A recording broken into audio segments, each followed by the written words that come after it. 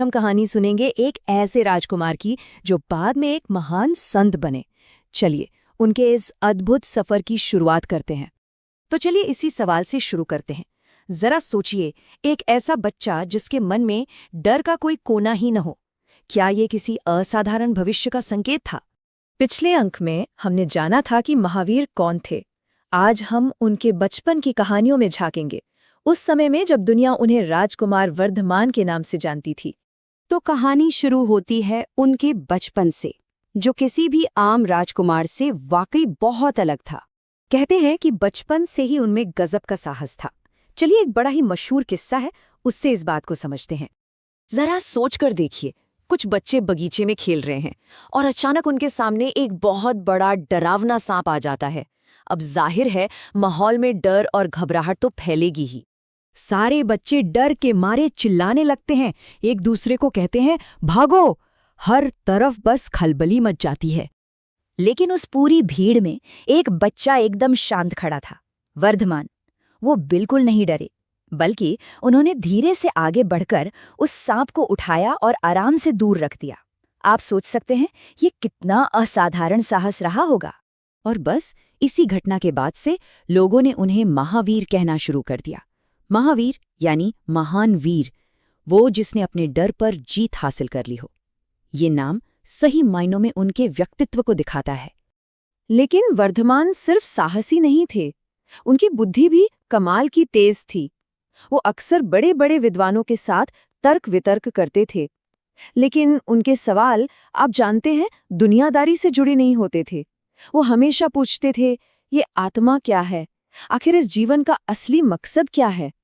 तो अब जरा ये समझने की कोशिश करते हैं कि उनके मन में चल क्या रहा था, क्योंकि एक तरफ थे उनके राजसी कर्तव्य और दूसरी तरफ थी सत्य की खोज।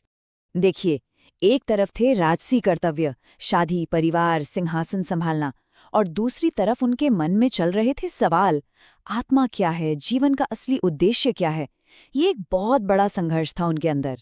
कुछ ग्रंथ बताते हैं कि अपने माता पिता की इच्छा रखने के लिए उन्होंने यशोदा से विवाह किया और उनकी एक बेटी भी हुई। पर इन सब संसारिक बंधनों में रहकर भी उनका मन हमेशा उसी सत्य की खोज में लगा रहा। फिर उनके जीवन में एक ऐसी घटना हुई जिसने सब कुछ बदल कर रख दिया। एक ऐसा मोड़ आया जिसने उनके संकल्प को और भी पक्का कर दिया। ये घटना थी उनके माता पिता का निधन। ये उनके लिए एक बहुत गहरा आघात था, लेकिन साथ ही यही घटना उनकी आध्यात्मिक यात्रा का सबसे बड़ा कारण भी बनी। यहाँ ये समझना बहुत जरूरी है कि उनके माता पिता ने संलेखना का मार्ग चुना था। संलेखना मतलब उपवास के जरिए अपनी मर्जी से देह त्यागने की एक आध्यात्मिक प्रक्रिया। मतलब ये कोई साधारण मृत्यु नहीं थी। इस घटना ने वर्धमान को बहुत गहराई से ये एहसास कराया कि ये जीवन कितना क्षणभंगुर है, कितना अस्थायी है, और बस इसने सत्य को खोजने के उनके इरादे को चट्टान की तरह मजबूत कर दिया। अब वो और इंतजार नहीं करना चाहते थे। और फिर वो पल आ ही गया जब उन्होंने अपने राजसी जीवन को हमेशा हमेशा के लिए पीछे छोड़ने का फैसला कर लिया। सिर्फ 30 साल की उम्र में। सोचिए, जिस उम्र में ज्यादातर लोग अपनी दुनिया बसाने में लगे होते हैं, उस उम्र में उन्होंने सब कुछ त्यागने का फैसला कर लिया। और ये कोई अचानक लिया गया फैसला नहीं था। उन्होंने बकायदा अपने बड़े भाई नंदीवर्धन से आज्ञा ली, अपने राजसी वस्त्र, महल के सुख, सब कुछ छोड़ दिया और एक तपस्वी का कठोर व्रत ले लिया। और इस तरह राजकुमार वर्धमान अकेले नंगे पैर उस परम सत्य की खोज में एक अनजान रास्ते पर निकल पड़े। यहीं से असल में उनके महावीर बनने का सफर शुरू होता है। लेकिन आगे का रास्ता आसान बिल्कुल नहीं था, बल्कि मुश्किलों से भरा हुआ था। अगली बार हम जानेंगे उनकी 12 साल की कठोर तपस्या के बारे में।